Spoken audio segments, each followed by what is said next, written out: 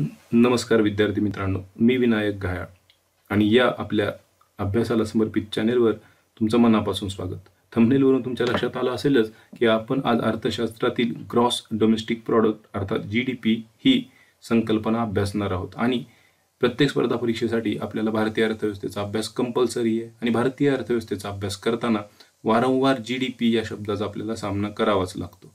Gross domestic product अर्थात GDP याला मराठीमध्ये प्रतिशब्द आहे स्थूल देशांतर्गत उत्पन्न. परंतु तुम्ही जर आयोगाचे जुने पेपर्स पाहिले किंवा वेगवेगळ्या पदासाठी होणाऱ्या परीक्षा पाहिल्या तर या GDPला, ज्याला इंग्लिशमध्ये ग्रॉस डोमेस्टिक प्रॉडक्ट म्हणून संबोधलं जातं, त्याला मराठीत मात्र वेगवेगळे प्रतिशब्द आहेत. बरेचदा त्यामध्ये हिंदी शब्दांचा समावेश करून परीक्षेत प्रश्न आलेला आहे. त्यासाठी आपण नेमके कोणते प्रतिशब्द वापरले जातात तेच इथं पाहूया. तर स्थूल या शब्दासाठी तुम्ही जर पाहिलं तर परीक्षेमध्ये विचारलं गेलेलं आहे सकल, ढोबळ किंवा एकूण हे प्रतिशब्द वापरले जातात. देशांतर्गतसाठी घरेलू किंवा घरगुती हे शब्द वापरले जातात.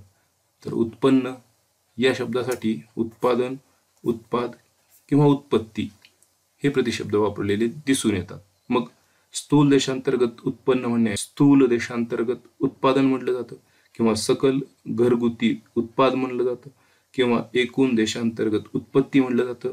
उत्पत्ती शब्द तुम्हाला बहुतेक मराठी विश्वकोशामध्ये आढळून येईल. ढोबळ देशांतर्गत उत्पन्न म्हटलं जातं. मग या या शब्दांचा वापर करून कोणतीही टर्म झाली तिचा अर्थ एकच होतो, तो म्हणजे GDP. हे तुमच्या लक्षात आलं असेलच. तर आता आपण पाहूया की स्थूल देशांतर्गत उत्पन्न अर्थात यापुढे आपण त्याला GDP म्हणून संबोधू. GDP म्हणजे काय, स्थूल देशांतर्गत उत्पन्न म्हणजे काय, त्याची एक सर्वसाधारण व्याख्या आहे. एका विशिष्ट कालावधी देशाच्या भौगोलिक सीमांमध्ये उत्पादित केलेल्या अंतिम वस्तू आणि सेवांचे एकूण मूल्य म्हणजे GDP अर्थात स्थूल देशांतर्गत उत्पन्न. आता या व्याख्येमध्येच आपल्याला बऱ्याच गोष्टी स्पष्ट होतात. एका विशिष्ट कालावधी, हा विशिष्ट कालावधी कोणता असू शकतो तर आपल्या भारताच्या संदर्भात आपण विचार करणार आहेत.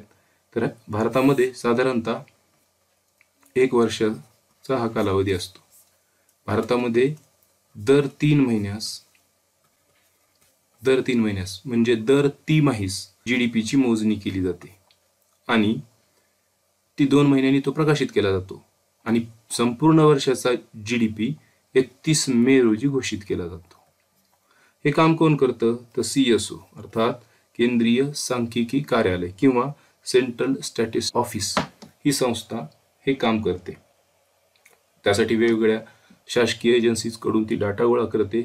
आपण ते एखाद्या दुसऱ्या व्हिडिओमध्ये पाहू या संस्थेच्या कामाबद्दल.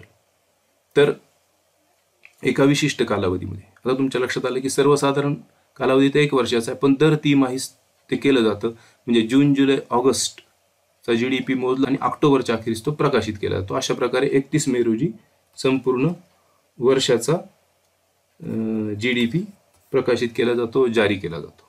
त्यामुळे एका विशिष्ट कालावधी तो ही गोष्ट आपल्या लक्षात आली. देशाच्या भौगोलिक सीमांमध्ये, देशाची भौगोलिक सीमा म्हणजे आपली जी काही देशाची भूसीमा आहे आणि सागरी सीमा आहे, म्हणजे देशाची जी एकूण भौगोलिक सीमा आहे तिच्या अंतर्गत जे काही वस्तू आणि सेवांचं उत्पादन होतं त्याचा समावेश होतो GDP मध्ये. म्हणजे या GDPच्या संकल्पनेमध्ये मुळात डोमेस्टिक म्हणलंय, म्हणजे घरगुती म्हणलंय, घरेलू म्हणलंय आणि मराठीमध्ये तर क्लिअर कट देशांतर्गत म्हणलेलं आहे. त्यामुळे देशांतर्गत मग एखादी परकीय कंपनीने जर भारतात येऊन उत्पादन केलं ते GDP मध्ये धरलं जाणार, पण आपल्या भारतातल्या कंपनीने बाहेर जाऊन उत्पादन केलं तर ते GDP मध्ये मोजलं जाणार नाही. आपण खूप खोलवर न जाता ही संकल्पना अभ्यासू. तर देशाच्या भौगोलिक सीमांमध्ये उत्पादन केलेल्या अंतिम वस्तू आणि सेवांचं एकूण मूल्य. आता काही व्याख्यांमध्ये तुम्हाला दिसेल, काही पुस्तकांमध्ये की वस्तू आणि सेवांचं अंतिम मूल्य दोन्ही एकच आहे, परंतु या ठिकाणी अंतिम वस्तू आणि सेवा हा कन्सेप्ट आपल्याला लक्षात घेणं जास्त गरजेचं आहे. अंतिम हे जे आहे तो एक सापेक्ष संकल्पना आहे. ती कशी तर एक उदाहरणार्थ पहा, एखादी वस्तू किंवा सेवाचं उत्पादन, मग ती कृषी वस्तू असेल किंवा औद्योगिक वस्तू असेल. आपण या ठिकाणी पाहू की एका शेतकऱ्यांनी बटाट्याचं उत्पादन केलेलं आणि हे विक्रेत्याला विकलं आणि ह्या भाजी विक्रेत्यांनी हे थेट आपल्याला विकलं. आपण या ठिकाणी ग्राहक झालो. ग्राहक म्हणजे काय झालो, आपण एंड युजर झालो, त्याचा अंतिम उपभोक्ता झालो. या ठिकाणी बटाट्याचं उत्पादन केलं, मध्यस्थांमार्फत थेट भाजी विक्रेत्याकडे आलं आणि ते ग्राहकाला विकलं गेलं, म्हणजे आपल्याकडे आलं. ते कोणत्या स्वरूपात आलं आपल्याकडे, बटाट्याच्या स्वरूपात आलं. या स्वरूपातच आपल्याकडे आलं आणि आपण त्याचा उपयोग भाजी वगैरे करून केला. त्यामुळे या ठिकाणी बटाटा काय झालं, अंतिम वस्तू. एंड युजरनी वापरलेली वस्तू कोणती होती, या ठिकाणी जे शेतात उत्पादित झालं होतं तेच बटाटा. त्यामुळे ही झाली अंतिम वस्तू. त्यामुळे GDP मध्ये याचा समावेश केला जाणार. परंतु समजा या शेतकऱ्यांनी त्यातला काही भाग एका चिप्स बनवण्याला कारखान्याला विकला. त्या उद्योजकांनी काय केलं, त्या कारखानदारांनी त्याच्यावर प्रक्रिया करून बटाट्याच्या चिप्स तयार केल्या. आता या चिप्स पुन्हा दुकानदाराकडे गेल्या आणि दुकानदारामार्फत पुन्हा हे आपण विकत घेतल्या. मग या ठिकाणी जो हा एंड युजर आहे, आपण या एंड युजरला बटाटे कोणत्या स्वरूपात मिळाले, चिप्सच्या स्वरूपात मिळाले. मग या ठिकाणी अंतिम वस्तू काय झाली, बटाटा चिप्स झाली. म्हणून ह्या चिप्सचं मूल्य GDP मध्ये पकडलं जाणार किंवा मोजलं जाणार. पण या ठिकाणी हे चिप्स बनवण्यासाठी जे बटाटे या उद्योजकांनी वापरले, याचं मूल्य त्यात कन्सिडर केलं जाणार नाही. नाहीतर काय होईल, त्या ठिकाणी पुनरुक्ती होईल त्याच रकमेची. त्यामुळे कारण चिप्सच्या किमतीमध्ये बटाट्याचं मूल्य समाविष्ट असणार आहे. त्यामुळे GDP कॅल्क्युलेट करताना अंतिम वस्तूचा विचार केला जातो. म्हणजे तुमच्या लक्षात आलं असेल की या ठिकाणी पहिल्या केसमध्ये बटाटा ही अंतिम वस्तू होती, पण तेच बटाटा दुसऱ्या याच्यामध्ये मात्र मध्यवर्ती इंटरमिडिएट किंवा प्रक्रियांतर्गत वस्तू होती किंवा मध्यवर्ती वस्तू होती. त्यामुळे ती GDP मध्ये कन्सिडर केलं जाणार नाही. म्हणजे तुम्हाला अंतिम वस्तू आणि सेवा म्हणजे काय हे पण या ठिकाणी लक्षात आलं. तर एका विशिष्ट कालावधीत म्हणजे भारतामध्ये एका वर्षामध्ये साधारणतः देशाच्या भौगोलिक सीमामध्ये जे काही अंतिम वस्तू आणि सेवांचं एकूण मूल्य होतं त्याला आपण काय म्हणतो, GDP. मला वाटतं तुमच्या आता ही बऱ्यापैकी लक्षात आलं असेल. आता त्यानंतर आपण पाहू की वारंवार GDP आपल्या कानावर पडतं. विशेषतः या कोरोना आणि कोविडच्या काळामध्ये आर्थिक विकास घटला, आर्थिक विकास असा झाला, ठप्प झाला वगैरे वगैरे आपण खूपदा ऐकलं.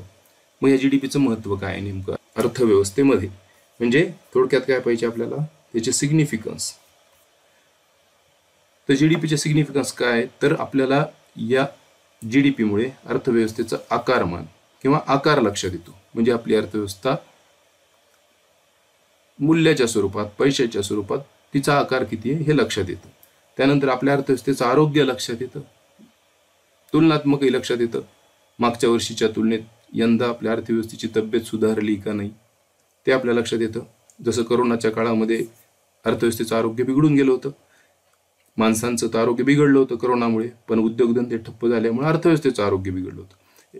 त्यानंतर एखाद्या वर्षातील देशाच्या आर्थिक प्रगतीचे मोजमाप पण करता येतं. मुळामध्ये GDP म्हणजे काय, वस्तू आणि सेवांचं उत्पादन आहे आणि त्याचं मूल्य. GDP म्हणजे काय, वस्तू आणि सेवांचं उत्पादन आणि त्याचं मूल्य.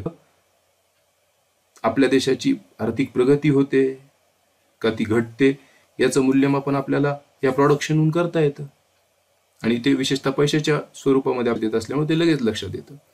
त्यानंतर आपल्या देशाची विकास आणि विकासाची गती म्हणजे GDP मधील बदल टक्केवारीत व्यक्त केलेला तो झाला आर्थिक वृद्धी दर, इकॉनॉमिक ग्रोथ रेट आपल्या देशाचा. आणि त्यावरून आपण आपला देश विकास करतोय का आणि करतोय तर त्याची गती काय हे सुद्धा ज्ञात करू शकतो. त्याचबरोबर GDP मुळे आपल्याला अर्थव्यवस्थेचं आकारमान पैशाच्या स्वरूपात कळतं आणि त्यामुळे दोन देशांच्या अर्थव्यवस्थांची तुलना करण्यासाठी देखील आपल्याला स्थूल देशांतर्गत उत्पन्न या संकल्पनेचा उपयोग होतो. तर आज आपण स्थूल देशांतर्गत उत्पन्न अर्थात GDP म्हणजे काय आणि त्याचं अर्थव्यवस्थेत काय महत्व आहे ते पाहिलं. यानंतरच्या व्हिडिओमध्ये आपण GDPचं कॅल्क्युलेशन म्हणजे त्याचं मोजमाप आणि त्याचे प्रकार त्याचबरोबर इतरही काही महत्त्वाच्या गोष्टी पाहूया. पुन्हा भेटूयात. धन्यवाद. व्हिडिओ आवडला असेल लाईक करा, मित्रांना शेअर करा आणि चॅनेललाही सबस्क्राईब करा. असंच सहकार्य असू द्या. धन्यवाद.